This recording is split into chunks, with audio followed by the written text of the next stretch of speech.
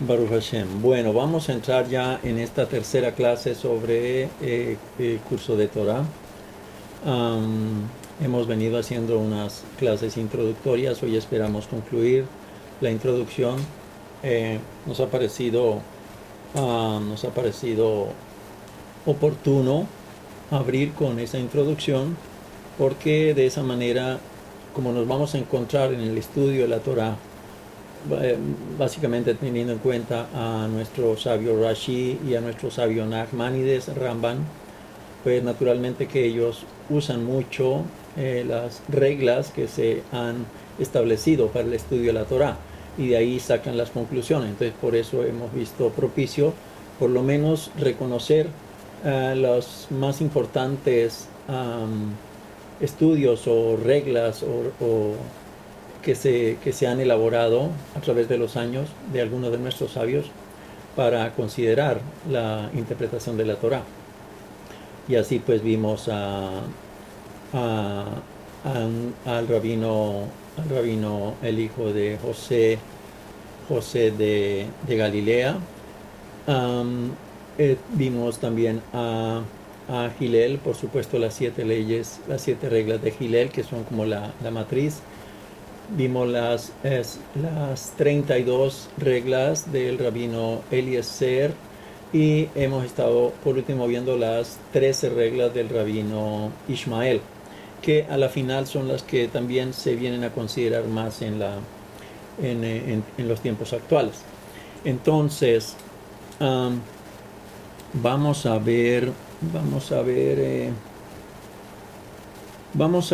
seguir entonces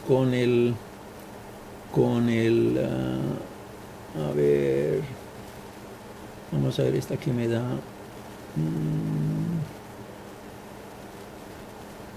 Rabino Ismael, más atrás.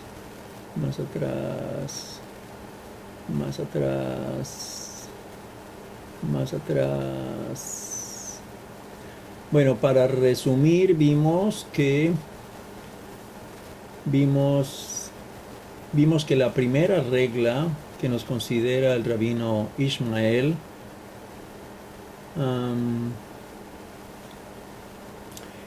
tiene que ver, que es la que abre, por supuesto, que es la Kal Vajomer. Kal Vajomer, que es de una ley como indulgente, como permisiva, pasa a una ley estricta, y es lo que se conoce como la interpretación a fortiori. Ya la vimos, Kal Vajomer, esa se viene a reproducir en todos los rabinos que hacen estos análisis. Ellos consideran Kal Vajomer porque es como el estándar, ¿no es cierto? Y hoy vamos a ver por qué Kal Vajomer es tan importante y el resto de las otras reglas, que en este caso vamos a seguir con las 13 reglas del rabino Ishmael. Vimos ya Kal Vajomer. Seguimos, esa es la primera de las 13. Seguimos con la segunda, que fue la Gesera Shavá, que se parte de una similitud de palabras y se parece a la segunda regla de Hillel, es decir, la que busca la analogía.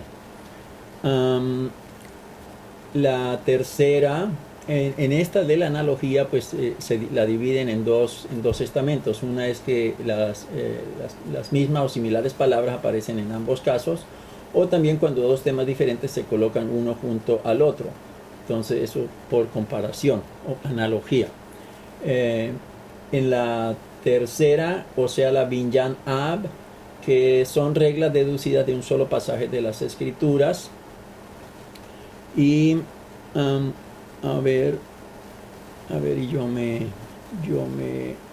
yo busco aquí en mi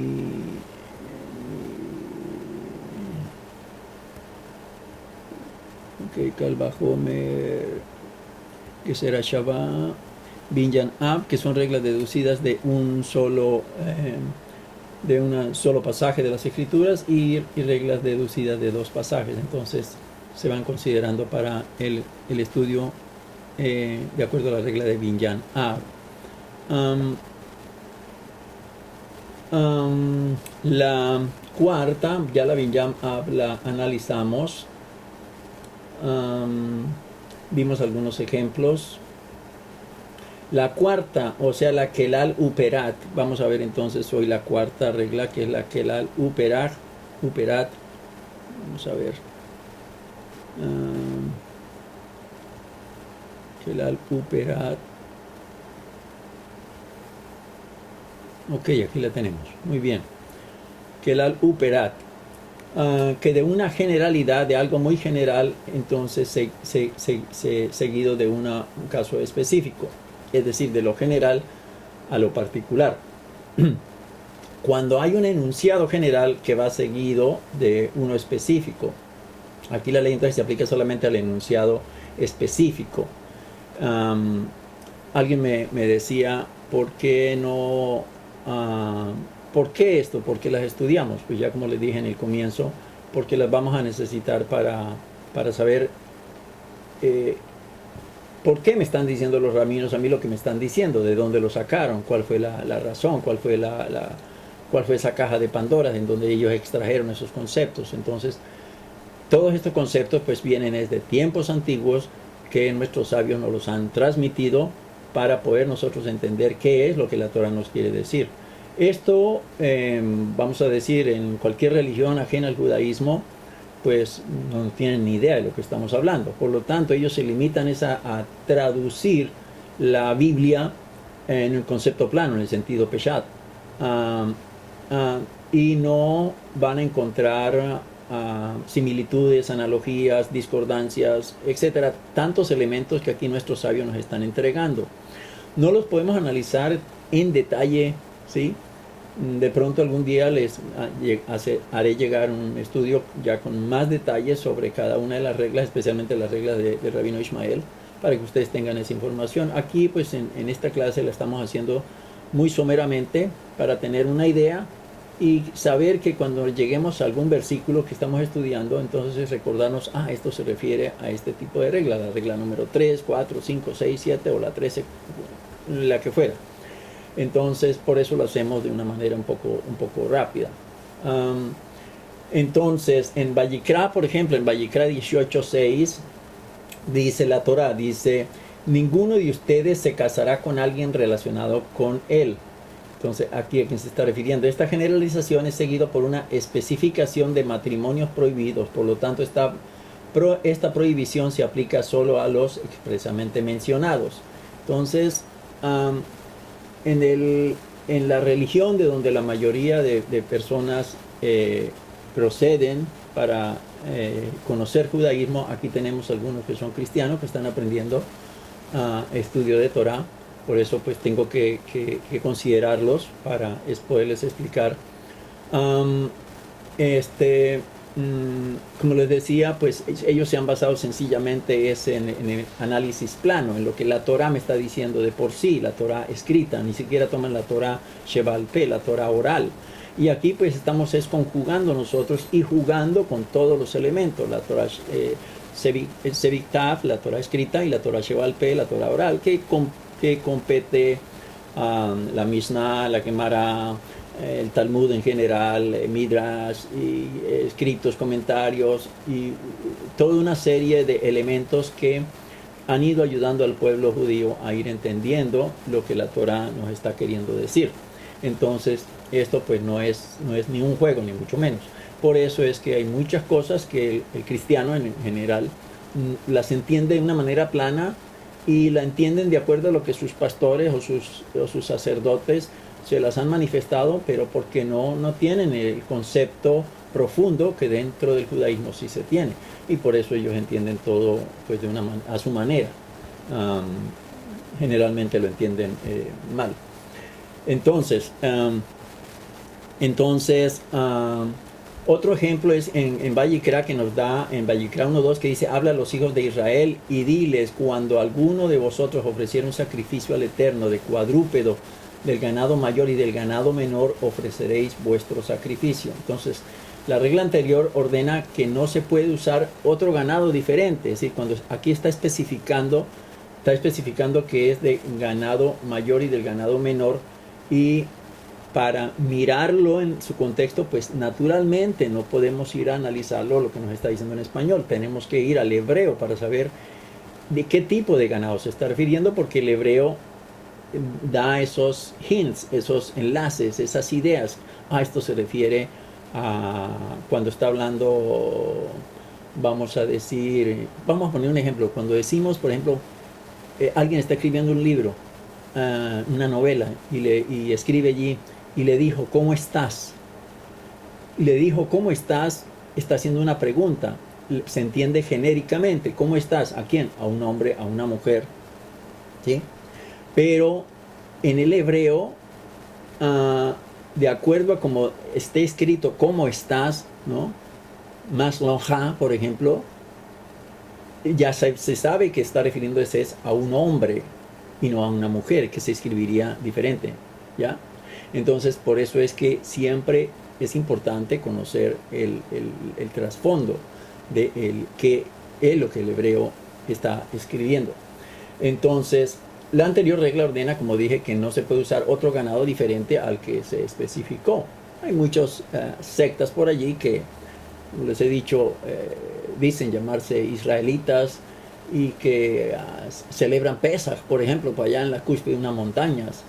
Y resulta que no entienden lo que la ley, lo que la norma realmente está indicando, que Pesaj se tiene que celebrar en Jerusalén, que tiene que ser con un cordero, con una ovejita de ciertas características, ¿no?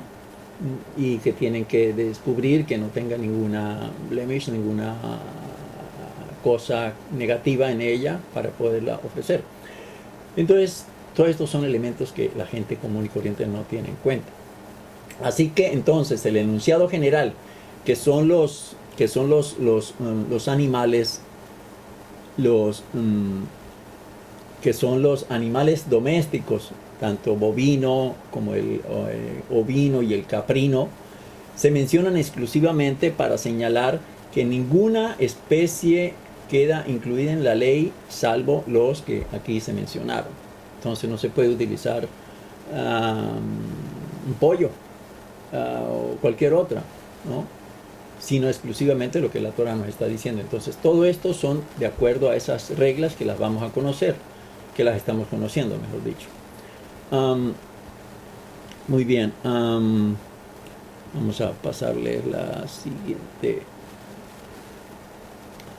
Esto es lo que me estaba refiriendo en Vayikra 1.2. Seguimos entonces con Vayikra 1.2. Seguimos entonces con la quinta regla, que es Perat Ukelal. Perat Ukelal. Perat Ukelal. Que es la regla de lo particular y lo general. Entonces, una cosa particular nos puede llevar a lo general. Es decir, se está considerando lo particular y lo general. Aquí se van a jugar con que lo particular me lleve a lo general, o lo general me lleve a lo particular, o ambos. Es decir, de todo se está considerando. Entonces, a partir de una una regla específica, seguida de una generalidad, lo contrario que es a la regla anterior. Es decir, que la regla anterior era de lo general a lo específico. Aquí es de lo específico a lo general. Por ejemplo, lo vemos en Shemot 22.9. Voy a colocarles aquí, a ver. En Shemot 22.9, que leemos que cuando alguno diere a su compañero un asno, un burro, o un buey, o un carnero, o cualquier otro animal, ¿no? A guardar, y éste muriese, o fuere estropeado, o fuere arrebatado sin que nadie lo viere. Entonces la frase en general, cualquier animal, es la que sigue la especificación. Estaba especificando del asno, del buey, el carnero, el carnero, etc. Pero aquí está hablando también de cualquier otro animal. Entonces esa frase que sigue la especificación, que incluye esta ley, es todo tipo de animales. Aquí no hay animales específicos. ¿Se dan cuenta? Entonces es todo lo contrario a la ley anterior. En cuanto a la misbah de devolver un objeto perdido, por ejemplo, la Torah escribe, así harás también con su asno, y así harás con su vestido, y así harás con toda cosa perdida de tu hermano, que se le hubiere perdido y tú la hubieres hallado. No harás como si no la vieses. Eso lo dice Devarim 22, 22.3. 22.3. A ver. 22.3. Entonces se podría concluir que la misbah solo se aplica a estos artículos. Por lo tanto, la Torah sigue esta frase con lo que harás con respecto a cualquier objeto perdido de su hermano. Y así harás también con su arma, y harás con su vestido, y harás con toda cosa perdida. ¿Ya? Está especificando unos elementos y está ayudando, está enforzando a que, y con cualquier otra cosa perdida. Si no solamente te vas a referir que si se le perdió el asno, vale decir que si le perdió el carro, o que si le perdió el reloj. No. No, es que la Torah me está diciendo que el reloj específicamente. No, está diciendo con toda cosa en general. Si la ves de tu hermano, no vas a hacer como si no la vieras. No, que hay mucha gente que se hace la de la vista gorda, como decimos, y dicen, no, yo me la encontré. Pero en la cabecita tienen la idea de que pero esto es de Eliyahu. Pero yo me la voy a guardar porque ya yo me la encontré. Entonces no es correcto hacerlo. Entonces ya la regla nos está indicando que se está considerando este asunto también enmarcada dentro de esa norma, dentro de esa regla, para que nosotros la consideremos como válida. Entonces aquí, como les digo, entonces la Torah sigue esa frase con lo que harás con respecto a cualquier objeto perdido de su hermano, incluyendo así en la misma a todos los artículos perdidos, cualquier cosa que se pierda. Entonces,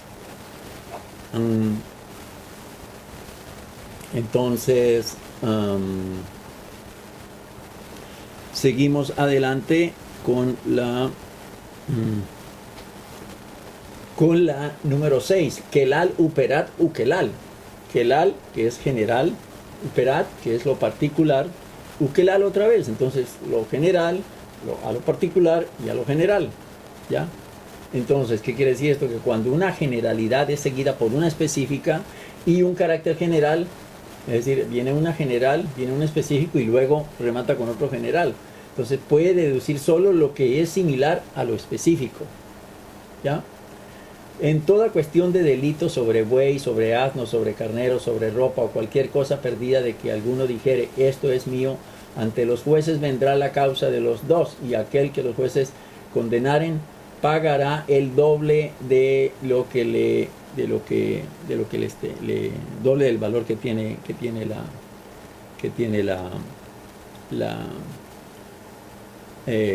lo que se haya encontrado o que se le haya perdido, ¿no?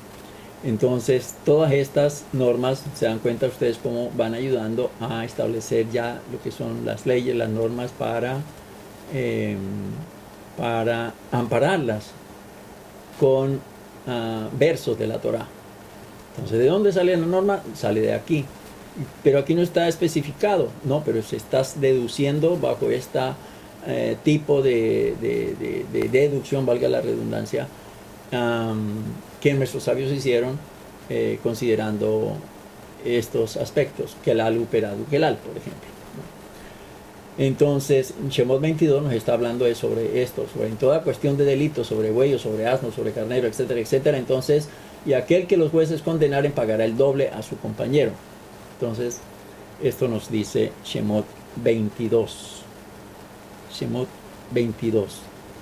En Shemot 22 se nos dice que un estafador, entonces, para entenderlo mejor, pagará el doble a su prójimo. Pues para cualquier malversación, es decir, lo que está en disputa, es decir, la general del buey, del asno, o la oveja o la ropa, que es ya la cosa específica, o cualquier artículo perdido, que es la generalización. Entonces, dado que la especificación solo incluye los bienes muebles y los objetos de valor intrínseco, la multa del doble pago no se aplica a malversaciones de bienes raíces ni las deudas y facturas, ya que esta última representa solo un valor simbólico. Entonces, pues ese es un análisis que nos dan nuestros sabios para ellos establecer cómo van a enforzar la ley para pedir restitución de lo que se ha dañado, de lo que se ha robado, de lo que se ha perdido. Es la interpretación del verso de Shemot 22:8.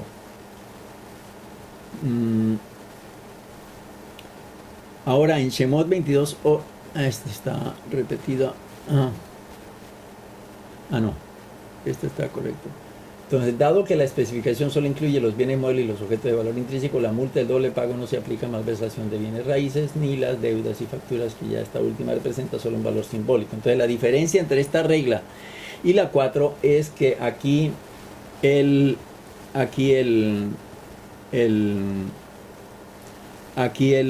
versículo finaliza con un enunciado general. Esto es entonces Kelal Uperat Ukelal.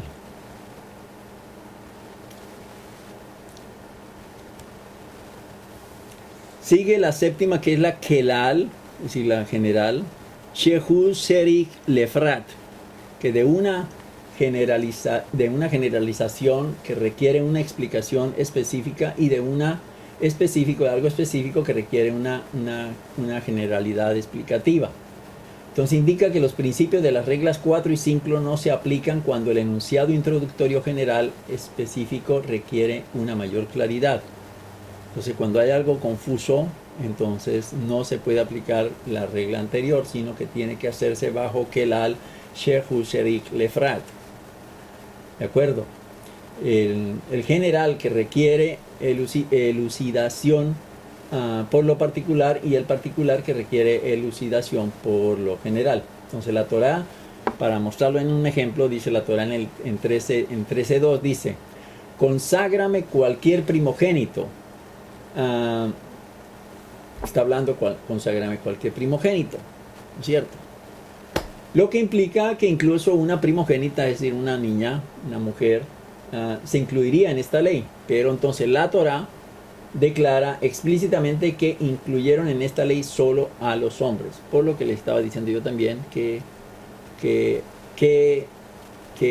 sustantivos, qué verbos, qué adjetivos está utilizando en hebreo. Entonces en el verso 12 nos da la claridad sobre qué fue lo que quiso decir ese verso, ¿no? Pero entonces se está analizando bajo la regla 7, que es la de Kelal Shehu Sherik Lefrat. Aquí se las voy a colocar entonces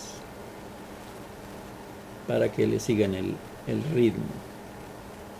Vamos con la octava, que es algo que fue parte de un principio general y más tarde fue señalado como principio general, pero fue para enseñar algo, es decir, para que sirviera de enseñanza sobre algo, no para enseñar solo de sí mismo, sino para enseñar una pieza específica, que cualquier cosa que se informe, y era para enseñar sobre el principio general que se destacó. Entonces lo particular implicado en lo general y exceptuado de ello por fines o para fines pedagógicos aclara lo general y lo particular. Entonces la Torá escribe en Shemot 35:3 que no encenderás fuego en ninguna de tus habitaciones, en tu casa, cuando sea en Shabbat, ¿no es cierto? Eso es una regla que tenemos. Dice: no encenderás fuego en todas vuestras moradas en el día de Shabbat. Ahora bien, hacer fuego está incluida en la categoría general de los trabajos prohibidos en Shabbat, eso lo sabemos. ¿Por qué entonces se ponía de relieve con su propio verso? Se destacó con el fin de comparar el otro encender fuego. ¿Por qué? Porque estamos hablando de encender fuego cuando se está hablando en el templo para hacer las ofrendas, que también se está encendiendo fuego, y en Shabbat se encendía. Cuando uno enciende un fuego no intencional en Shabbat, cuando debe traer una ofrenda por el pecado como expiación por una acción. Por lo que si uno realiza varios trabajos prohibidos en Shabbat sin querer, se le exige llevar una ofrenda por el pecado por separado para cada uno. Por lo tanto, la ley específica que enseña algo con respecto a la ley general. Entonces, de esa manera, pues es que nuestros sabios nos indican qué hacer en un caso como el que se presenta, cuando alguien por equivocación transgrede una norma, o el Shabbat, por ejemplo, ¿no? Algunos me han dicho, bueno, pero yo transgredo el Shabbat porque me toca transgredirlo, debo traer una ofrenda. No, porque está hablando específicamente es de no intencional. Aquí se está haciendo es intencional porque le tocó trabajar, porque si no lo echan del trabajo. Entonces la persona busca reconciliar, entonces no se le podría decir, no, si tienes que traer una ofrenda. Un pastorcito pues le diría, no, sí, mándame el diezmo, ¿no? Y con eso ya quedas excluido de la obligación, o ya tus pecados te son perdonados, ¿no? Como acostumbraban a hacer los curas antiguamente, ¿no? Cuéntame tus pecados y me pagas una platica, y me lo pagas o en especie o en dinero, y tus pecados ya son perdonados, ¿no? Entonces, pues son maneras muy familiares y ya muy conocidas por todos nosotros también, ¿no? A lo largo de la historia. Entonces, esa ley específica enseña algo con respecto a la ley general. Entonces, ya ahí nos dan unos ejemplos bien claros sobre qué nos está conduciendo a qué. La número 9 dice algo que fue parte de un principio general y más tarde fue identificado para discutir otro punto similar al principio general. Fue seleccionado con el fin de ser más indulgente, de ser más laxo, más suave, pero no para ser más exigente, ¿ya? Aquí para ser más easy, más suave, y no para hacerlo más obligatorio. Ya enseguida veremos, nos vamos a encontrar con el caso contrario. Entonces, lo particular implicado en lo general y exceptúa de ello a causa de la reglamentación especial que corresponde en concepto a lo general. Se aísla así para disminuir en lugar de aumentar la rigidez de su aplicación. Dice la Torah, vamos a ver un ejemplo, en Shemot 21:12 dice, el que hiriere a un hombre de modo que muera, es decir, que hiriere a un hombre y lo mate, murió el hombre porque lo hirió, entonces será muerto irremisiblemente.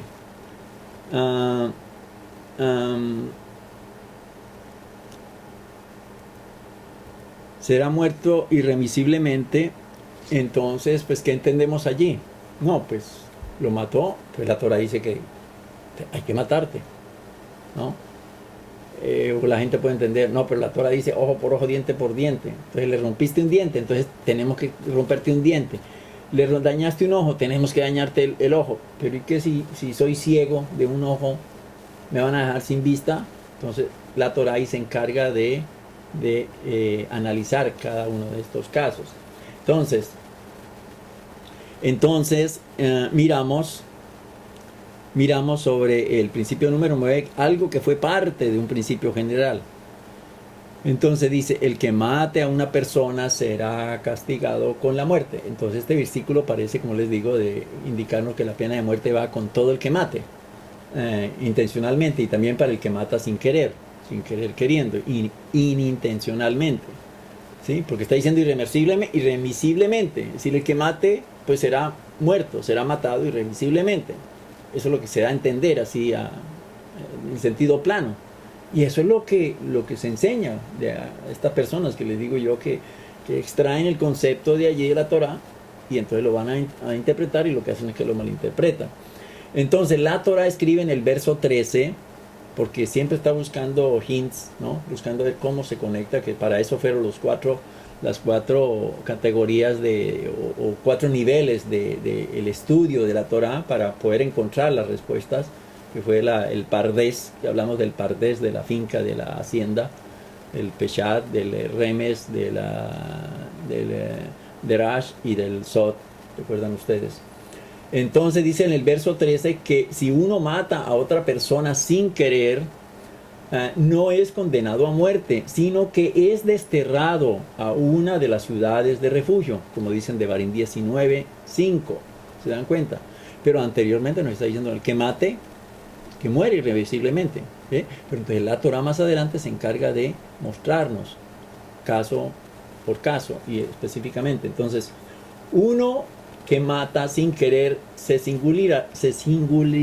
singulariza, es decir, lo hacen singular, del principio general del que mata a una persona será castigado con la muerte, para indicar que su castigo es más flexible y no está sujeto a la muerte sino al exilio, ¿ya?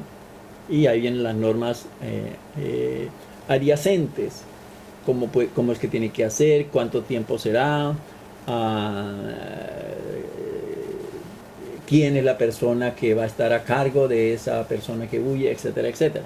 Pero entonces aquí el principio nos está hablando a nosotros de que realmente la Torá no es que esté generalizando todos los casos de una persona que mata a otra, si lo hizo intencional o si lo hizo unintencional, ¿ya?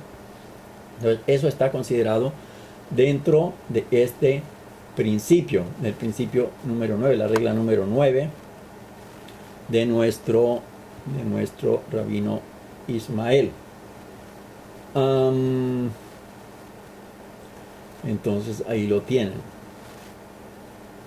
La número 10 dice algo que fue parte de un principio general y más tarde fue identificado para discutir otro punto no similar, es decir, algo que no tenía relación, no era igual, pero se usó como base. Entonces se usó como base al principio general. Y bueno, pero estudiamos en este caso este asunto que sucedió entonces bueno, no se asemeja a este, pero entonces miremos a ver cómo jugamos con él. Entonces fue seleccionado con el fin de ser más indulgentes, así como también para ser más exigente. Entonces se van a buscar las dos opciones, la ser más suave y la ser más rígido. Entonces lo particular implicado en lo general y exceptuado de ello a causa de alguna otra norma especial que no se corresponde en concepto a lo general. Entonces es aislado, ya sea para disminuir o aumentar la rigidez de su aplicación. Entonces todo va a estar dependiendo de la base que le dio el principio general que se estudió anteriormente. Esto está dentro de esta norma de algo, la número 10 no tiene un nombre específico, sino se distingue como algo que fue parte de un principio general y que más tarde fue identificado para discutir otro punto que no fuera similar.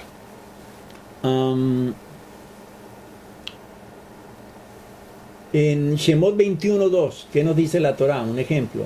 Cuando compres un siervo hebreo, 6 años te servirá.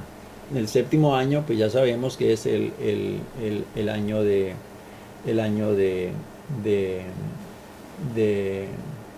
libertad, en el 7º año, más el 7º año saldrá libre de balde. Entonces, ¿qué dice esto? Establece una regla general de que un siervo judío gana su libertad después de 6 años de servidumbre, pero está hablando de un hombre o una mujer. Entonces, en el verso 7, la Torá singulariza por si fuera una sirviente judía. Entonces ahí nos va a aclarar si se está refiriendo a un judío o si se está refiriendo a una mujer judía. Y entonces regulariza que ella no queda libre al igual que un sirviente judío. Entonces, por un lado, esto da a la criada judía una regla indulgente, ¿ya? Que a diferencia de un siervo, obtiene su libertad al llegar a la edad adulta, o sea, a los 12 años de edad, que ya se convierte en adulto, un siervo, ¿sí? Pues diríamos nosotros un niño, ¿no? Pero para nosotros 12 años todavía es un niño. O en el momento de la muerte del amo, ¿ya?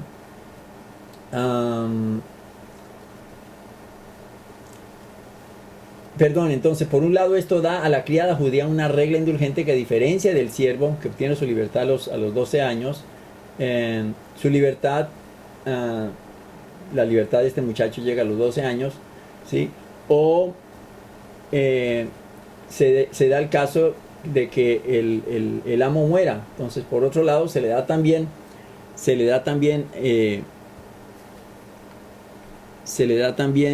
a la regla estricta por su amo, para que éste se pueda casar también si así lo desee, ¿no? Si lo desea él y obviamente si ella también está de acuerdo, ¿no? O si no, puede seguir sirviendo como su servidumbre, ¿no? Como la compañera, ¿cómo se dice? La que le ayuda y con la ropa, con la comida, etcétera, etcétera, ¿no?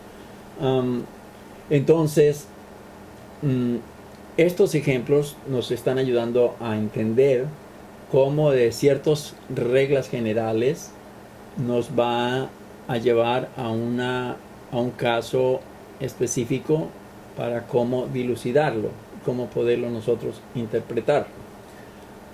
Entonces, porque sabemos en el caso de la servidumbre que el muchacho, si es varón, pues a los 12 años él puede adquirir su libertad, la muchacha no. Pero la muchacha puede adquirir su libertad si, si ella, si el amo desea casarse con ella, o si el amo muere también. Bien, el número 11, algo que fue parte de un principio general y fue señalado para ser considerado en una nueva materia, en un nuevo asunto, no puede volver a su principio general, a menos que la escritura regrese explícitamente a su principio general. Entonces, algo que fue parte de un principio general y fue señalado para ser considerado, entonces no puede ser considerado, no puede volver a su principio general, a menos que la escritura lo especifique. Entonces, lo particular implicado en lo general y exceptuado de ello a causa de una decisión nueva o inversa, se puede hacer referencia a lo general solo en caso de que el pasaje bajo consideración hace una referencia explícita a la misma. Entonces, un ejemplo, la Torah dice en Vayikra 22:12, dice: pero cuando el sacerdote comprare un siervo extranjero, naturalmente, este podrá comer de ella. También los hijos de la esclava nacidos en su casa comerán de su pan. Estamos hablando de los sacerdotes. Los sacerdotes, como sabemos, ellos, pues todo dependían, era del diezmo, de la sedaká y sobre todo de la terumá, de las ofrendas que se hacían para ellos. Eso era su modo de vida.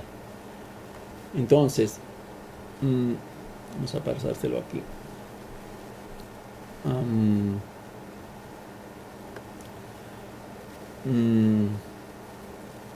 Entonces, la Torah permite que lo que posea o que procede de un cohen, de un sacerdote, y asimismo el núcleo que compone su casa, ¿sí? El núcleo familiar de él, todos ellos pueden comer de la terumá.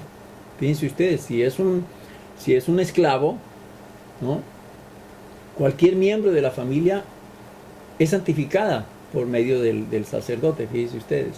Entonces, dice que lo que posea, así sea un extranjero, ¿ya? Entonces, él es también permitido a comer de la terumá, de lo que ha sido ofrecido a los sacerdotes. Así que aquí hay una categoría ya como santa, ¿no?, como de un estatus mucho mayor. Entonces, por lo tanto, la hija de un sacerdote puede comer terumá. Terumá es la ofrenda que se le da al sacerdote, repito. Sin embargo, si esta muchacha se casa con alguien que no es de Cohen, entonces ya pierde ese estatus, ya ella no puede volver a comer terumá, ya ella le está prohibido que coma terumá. Entonces, ahí la Torah la quita a ella del principio general que estamos hablando, ¿ya? En caso de que su marido muera y luego ella o se divorcie, ¿no?, entonces se le permitiría volver a comer terumá, ¿ya? Si la persona estaba casada con un cohen y se divorció y se casó con vamos a decir el ejemplo de la hija. Si la hija se casó con un no cohen, pero se divorció, ella puede volver otra vez a su estatus primario y comer terumá, siempre y cuando se mantenga así o se case con un cohen. Pero si vuelve y se casa con un no cohen, ella no le está permitido hacerlo. Entonces, la Torah allí la quita a ella del principio general, pero también la puede volver a traer ya que la Torá lo está especificando, ¿ya? Entonces, la Torá la hace regresar a la categoría de la hija de un Cohen y explícitamente le permite hacerlo,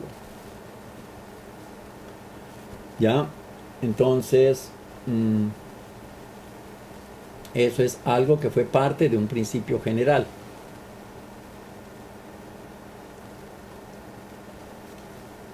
Aquí para que tengamos el ejemplo. Bien,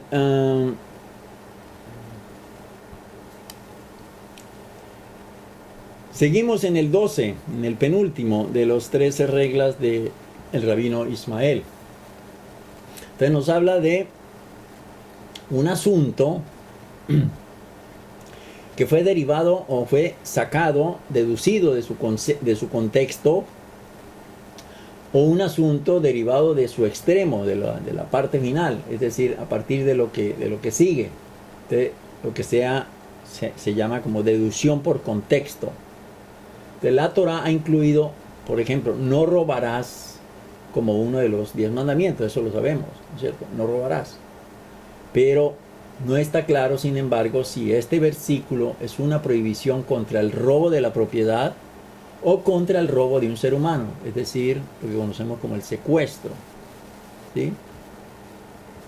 Entonces, ¿cómo hacemos para entenderlo?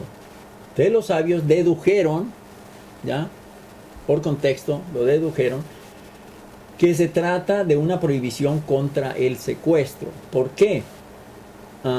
Porque el secuestro pues es un delito capital, ya que al anterior y a los que le siguen son mandamientos judiciales, son mandamientos capitales, como por ejemplo, no matarás, no cometerás adulterio, son delitos capitales. Entonces el anterior es no matarás, delito capital, no robarás, quedó ahí, bueno, ¿cómo es esto? ¿Cómo entenderlo? Pero sigue, no cometerás adulterio, esos son delitos capitales. Entonces, se está refiriendo, como decimos, es por deducción, se está refiriendo es al robo no de la propiedad como tal, sino también contra el robo de un ser humano, es decir, contra el secuestro. Eso es derivación o deducción por extraído del contexto, ¿no es cierto?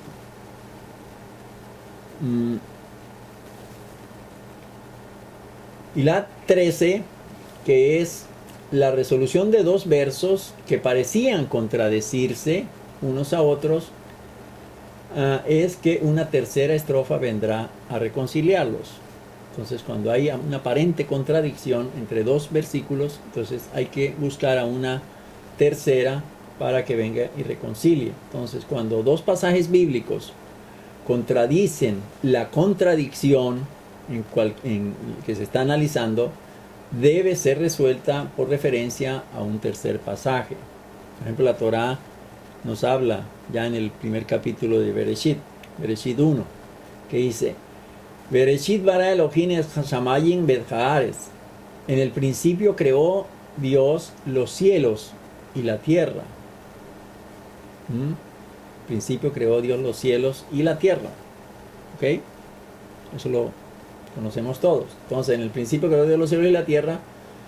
Rashi pues nos va a hablar sobre el particular, que es lo que vamos nosotros a comenzar a aprender ya más específicamente. Entonces, este versículo implica que los cielos fueron creados. Ahí está implicando que los cielos fueron creados primero que la tierra, ¿no es cierto? Pero más tarde se escribe en Bereshit 2:4, dice: en el día que Dios hizo la tierra y los cielos. Entonces aquí está al revés, ¿se dan cuenta? Lo que implica que la tierra fue creada primero. En este segundo versículo, en el 2:4, aquí estaría implicando no fue creada primero los cielos, sino aquí está diciendo que la tierra. Entonces hay una aparente contradicción. Se dan cuenta que es lo que muchos a veces caen allí, en esas aparentes contradicciones. Entonces, ¿qué nos toca hacer? Un auxilio. Nos toca irnos a un tercer verso que nos saque nos saque a flote con la idea. Entonces, Sin embargo, un tercer verso resuelve la aparente contradicción al afirmar, por ejemplo, en Isaías 48:13, Hashem dice: también fundó mi mano la tierra y mi mano derecha formó los cielos, lo que indica que los cielos y la tierra fueron creados al mismo tiempo. Entonces no hay contradicción, ¿ya? Aquí nos estamos ayudando de el Tanaj, del profeta Isaías, con quien Dios pues tuvo el placer de conversar con él también muchísimo tiempo, y el profeta Isaías pues nos trae a nosotros muchas luces sobre tantas cosas que hay escondidas en nuestro estudio de Torah y en general lo que es el Tanaj, la Biblia hebrea. Entonces, estas reglas de las reglas de la 7 a la 11 están formadas por una subdivisión de la quinta regla de Hillel. Vimos, Hillel tiene 7 reglas, ¿no es cierto? Y que pues para todos nosotros Hillel pues es como el non plus ultra, pues el papá de los pollitos, dirían algunos, ¿no? Uno de los máximos sabios, quien estuvo rigiendo los destinos del Sanedrín, era el Nasi, el presidente del Sanedrín, hacia el año 100, antes de la era común. Murió anticos de que se cerrara la era común. Y entonces pues él fue quien fundó esos 7 principios, pero aquí el rabino Ismael, para hacerlos un poco más entendibles, lo abrió un poco de la quinta regla de Hillel y la explicó. Entonces la regla 12 corresponde a la séptima regla de Hillel, pero se amplifica en algunos de los datos. La regla 13 no se produce en Hillel, es decir, Hillel no la tiene, pero es la que nos vinimos a estudiar a lo último, ¿sí? Donde tenemos que recurrir, hay una aparente contradicción, entonces tenemos que recurrir a un tercero. Entonces Hillel no la tiene, mientras que la sexta regla de Hillel se omite por Ismael. Él no la considera porque dentro del análisis que él hace de la quinta, entonces él allí trata de cubrir el asunto. El Benei Issachar, Kodesh Tishrei Mahamar número 7, explica que los 13 midot de Rabbi Ismael, es decir, las 13 reglas, utilizados para explicar la Torah, corresponden a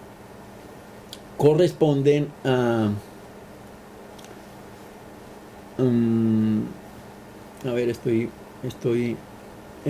corresponden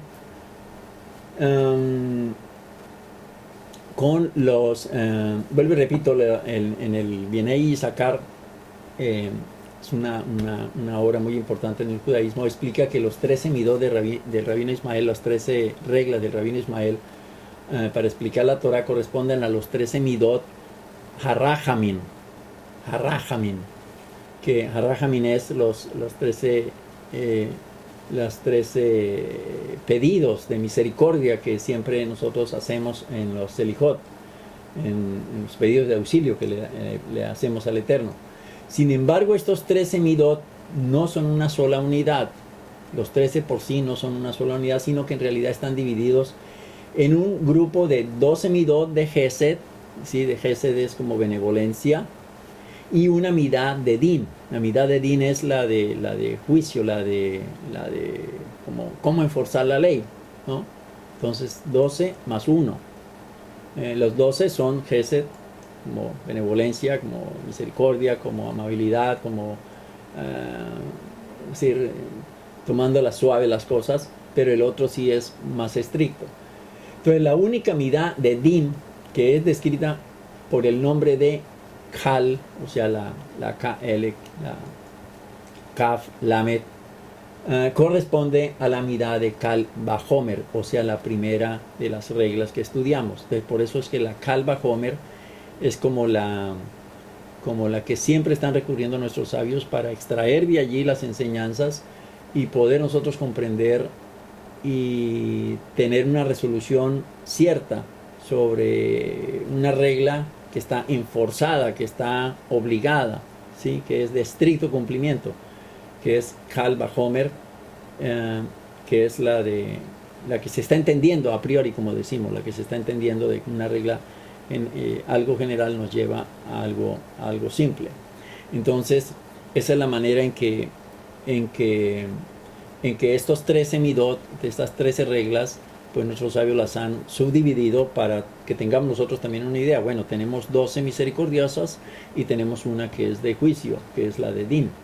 Entonces, para hacernos como la vida un poquito más suave. El Talmud también, pues, de hecho, utiliza el término simple Din.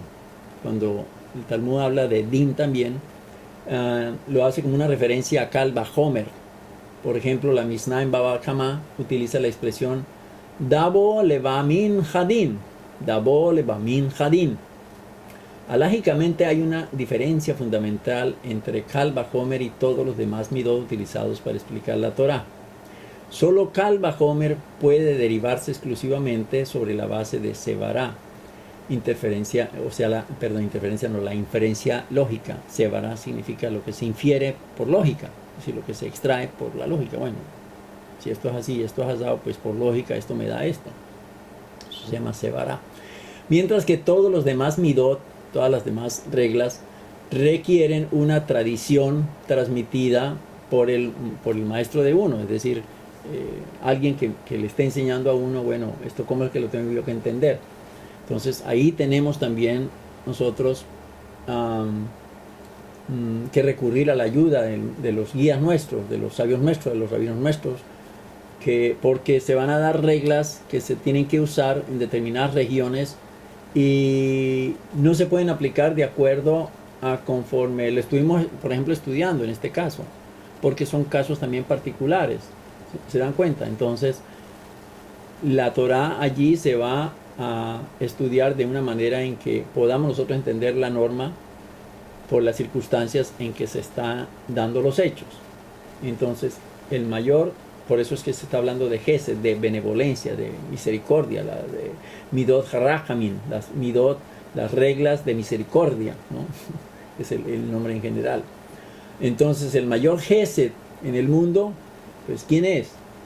¿Quién es el mayor algo que me indique a mí qué es la mayor benevolencia que hay en el mundo? Pues es Hashem, Akadosh Baruj Hu, Boreolam, el creador del universo, que pues él mismo se entrega a nosotros para enseñarnos Torah, ¿no? Él mismo desciende de los cielos a través de tantas cosas, de profecía, de ángeles, de la Shekinah, para estar con nosotros, ¿no?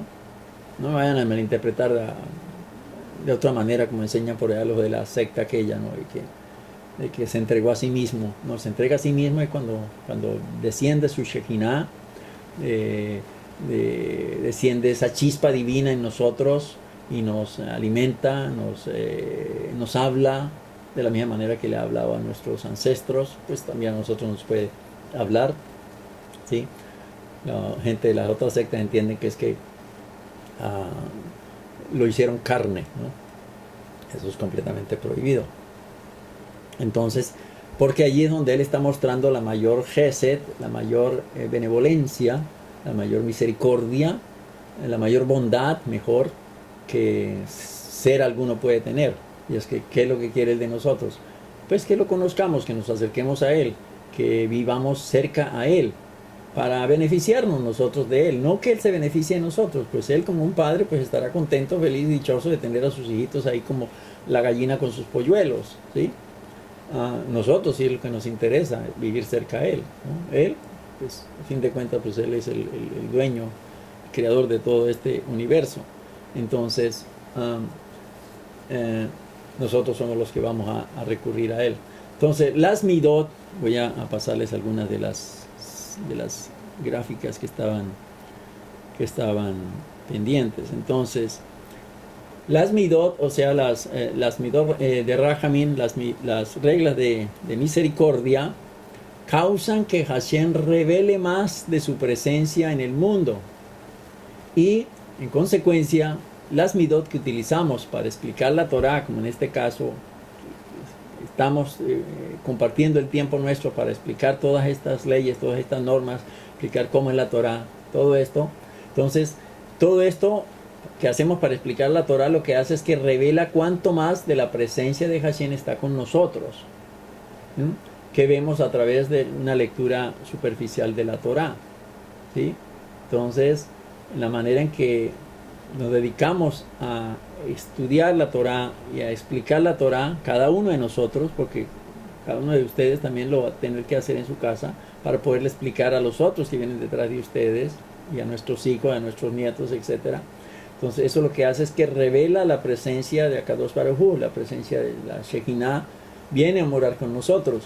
Entonces allí está indicando que pues cuánta presencia de Hashem está habitando en cada uno de nosotros. Pero entonces, ¿qué ocurre? Que cuando hay un momento de din, ¿no? Estamos hablando de las 12 midot, las 12 reglas, ¿no? Para poder interpretar nosotros la Torah, lo que Él nos escribió. Pero cuando nos encontramos con una situación difícil, dura, de din, de juicio, es decir, cuando se oculta la presencia de Hashem, la presencia divina, entonces, ¿qué debemos hacer? Debemos confiar en que Él está con nosotros y buscar el gesed de Él, ¿no? Buscar la misericordia de Él, porque siempre pues la estamos nosotros embarrando. Si vamos a mirar nosotros frente a la Torah, ¿sí? La Torah dice esto y le embarré, ay, ¿ahora yo qué hago? Entonces pues yo voy a buscar la manera de acercarme a Él, de acercarme no a la parte de din, a la parte de juicio, sino a la parte de misericordia. Es que a muchas personas les fascina acercarse a la parte de juicio, y ahí siempre estaba yo tratando de considerar ese aspecto, porque no es bueno uno acercarse a Hashem, ¿sí? Sobre todo con nuestros hermanos, y yo aún hasta con los mismos paganos, les oye uno mucho, oh Señor, que ponles la mano encima y que les caiga toda tu furia, todo el fuego tuyo caiga sobre ellos. Terrible lo que uno está pidiendo. Pues, tenemos en consideración pues lo que dice Hashem, lo que le dice al pueblo judío, que bendeciré a quien te bendiga y maldeciré a quien maldigas, ¿no? Es decir, a quien yo voy a bendecir, Él me va a respaldar en la bendición, ¿ya? Y por eso es que acostumbramos bendecir. Pero a quien yo vaya a maldecir, también Él me va a respaldar. Pero Él me va a respaldar con el gesed, no, Él me va a respaldar con el din, ¿ya? Entonces, ¿qué va a ocurrir? Que cuando yo la embarre, como yo acudí al din de Él, pues cuando yo la embarre, el din también es el que va a venir a mí y me va a confrontar. Entonces, oye, pero tú pediste fuego contra esa persona y la persona pues se equivocó un poquito, pero tú lo agrandaste, ¿sí? Entonces, ¿cómo nos entendemos? Entonces ahí viene el juicio divino, porque es juicio, porque es justo, y viene y entonces enfoca a la persona que estuvo pidiendo juicio. Por eso es que siempre, pues, por lo menos en mi caso, yo siempre trato de indicarles a mis amigos, no nos vayamos a buscar el juicio de Dios, dejemos que Él obre en su justicia. Él está viendo el mundo, ¿no? Él siempre está viendo el mundo porque Él está en control de las cosas. Está dejando que los hombres obren de acuerdo a su libre albedrío, naturalmente. Él no puede interferir, porque al hombre le dio el mundo para que lo administrara. Salvo que no vayan ya a hacer explotar todo este mundo y una bomba atómica aquí acá con todo el mundo. Bueno, ahí seguramente Él meterá la mano, en casos ya extremos. Pero en línea general Él deja que el mundo siga rigiendo. Cuando nos da una oportunidad y la dejamos pasar, pues de malas nosotros, porque ya nos dio la oportunidad y esa oportunidad no vuelve a ocurrir en nuestra vida, ¿ya? Pero entonces, volviendo al caso del Gesed, pues estamos recurriendo. Fíjense ustedes la maravilla de que es cómo poder nosotros entender la Torah bajo, vamos a decir, las 13 reglas del Rabino Ismael, que estamos hablando de 12 de ellas que pertenecen a la categoría de Gesed, de bondad, de Hashem, y hay una que pertenece a la categoría de Din, a la de juicio, pero siempre va a estar allí, ¿sí? Porque la Torah, pues, siempre nos va a estar hablando de misericordia, pero al mismo tiempo nos va a estar hablando de juicio. Entonces, ¿cómo vamos a interpretar lo que la Torah nos está diciendo en determinado momento?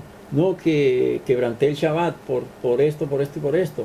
Entonces, pues, vas a extraer la información para mirar a ver cómo es que vas a quedar frente al amo, a Hashem, al reino, al rey del Gesed de este mundo, ¿ya? Entonces, de esa manera, incluso cuando no hay una tradición para explicar un texto de la Torá, porque pues, apenas las personas están estudiando, están conociendo de Torá, dicen nuestros sabios, dicen nuestros rabinos que tenemos la libertad de utilizar Kal Vajomer, es decir, la interpretación de que un concepto general nos lleve a algo al conocimiento a fortiori, perdón, ¿no es cierto? Del concepto general nos lleva a algo simple. Entonces, ahí nosotros tenemos la libertad de utilizar Kal Vajomer para buscar y encontrar el sentido para nosotros mismos. Es decir, porque no tenemos ni un gran rabino que nos esté enseñando, pero es lo que la Jiná en ese momento está alumbrando a la persona que está buscando a Hashem, que está buscando la Torá, ¿no? Estamos hablando de una persona judía, una persona que está buscando la Torá, que está buscando la Torá de Hashem. No una secta, no estoy hablando aquí de mesiánicos o cristiánicos o católicos o lo que fuera, no. Estoy hablando de un judío que no tiene la facilidad, que no tiene todas las herramientas que puede tener un grandes sabios, vamos a decir los grandes sabios en Israel, ¿no? O aquí en Monsi, ¿no? Pero con las herramientas, con las pocas herramientas que tiene, esa persona tiene la libertad de utilizar Kal Vajomer, es decir, tener ese concepto general y ponerlo en el caso específico, interpretarlo de esa manera por el Gesed, por la bondad de Hashem, ¿ya? Lo convierte, ese Kal Vajomer lo convierte no en Din, sino en Gesed, ¿ya? Pero para beneficiarnos a nosotros mismos, porque estamos comenzando el aprendizaje, estamos comenzando estamos como los bebés, ¿no? Un bebé no se le puede dar, tómese una cerveza, porque le va a aniquilar todos los órganos, pero ya si crece, pues se puede tomar una cerveza, ¿ya? Pija, pasja, bejachma, Jachma, pues tiene relación con Jochma, con sabiduría. Explica el Benei Yisachar, se refiere a la mirada de Kal Vajomer que requiere intelecto humano, es decir, es pues, ponerle lógica al asunto. Kal Vajomer es eso, es ponerle lógica al asunto, es decir, si A es igual a B y B es igual a C, por lo tanto, etcétera, etcétera, pues la conclusión es esta, es utilizar el intelecto. Entonces, para revelar, dice el Benei Yisachar, dice, para revelar Betorah Gesed al Leshoná, se refiere a las leyes establecidas explícitamente en la Torah que caen bajo la rúbrica de Gesed. Esto es lo que nos entregan nuestros rabinos, que han tratado de buscarle una interpretación bastante entendida a estas 13 reglas. Estas 13 reglas, para los que tienen el Sidur del Sidur de Askerol, por ejemplo, este Sidur lo pueden encontrar también explicadas en español o en inglés, también lo pueden encontrar en la página 50, perdón, en la página 50. Cuando está hablando sobre Shaharit, el servicio matutino, de las 13 reglas, aquí las encuentran ustedes. Ahí las pueden estudiar también, ahí están en español. Y es más o menos similar a lo que hemos venido nosotros estudiando aquí, que son las maneras, las reglas, los elementos con que nuestros sabios han estado todos estos años tratando de interpretar lo que Kadosh Baruj Hu nos entregó en el monte Sinaí a través de la mano de Moshe, para que nosotros podamos entender, y más en los tiempos actuales, porque estas normas también se van actualizando, y es allí lo que les decía, que tenemos la libertad cuando nos metemos al Kal Vajomer a utilizar la lógica de adaptarlo a nuestros tiempos. Nuestros tiempos pues nos están hablando de una revolución tremenda que nunca nos habíamos imaginado. Vale decir, de aquí a hace 20 años, pues esto ha cambiado terriblemente con el internet, por ejemplo. con las tabletas, con el iPod, con el etcétera, todo lo que tenemos con satélite, etcétera. Y entonces, pues todo esto también tiene que ver con la Torá. ¿Por qué? Pues porque, por ejemplo, en el caso nuestro, que nos reunimos a estudiar Torá, que luego nos reunimos a rezar, pues hay que estar al pie de lo que el mundo actual nos indica. Eso es lo que el judaísmo ortodoxo moderno nos enseña, de vivir con la época actual, no meternos, refugiarnos, escondernos y vivir la época de Moisés, no, porque no estamos viviendo la época de Moisés, nosotros no estamos cortando con hierro, haciendo llantas de piedra o de madera. Tenemos ahora llantas de caucho o a veces ni llantas, porque el aire pues también obra como elemento similar, ¿no? O el fuego, etcétera. Entonces todas estas normas tienen que irse acomodando al momento actual, a los tiempos modernos, y eso es lo que la Torá y los estudios de nuestros rabinos nos permiten a nosotros tener nosotros esa libertad para utilizar estas normas y adaptarlas a nuestras necesidades y a nuestros tiempos. Bueno, ya yo espero que ya nuestra próxima clase ya sí vamos a entrar directamente con Bereshit, con el primer estamento que se hace en la Torá, cuando el primer verso nos dice, que ya lo vimos hace unos momentos, que nos dice que en el principio, bueno, y realmente dice Bereshit bara Elohim, que en el principio creó Dios los cielos y la tierra. Y pues realmente la Torá lo que abre es diciéndonos que en el principio del crear de Dios, ¿no? En el principio del crear de Dios. Es decir, aquí también, fíjense ustedes que ya se cambia el concepto tradicional.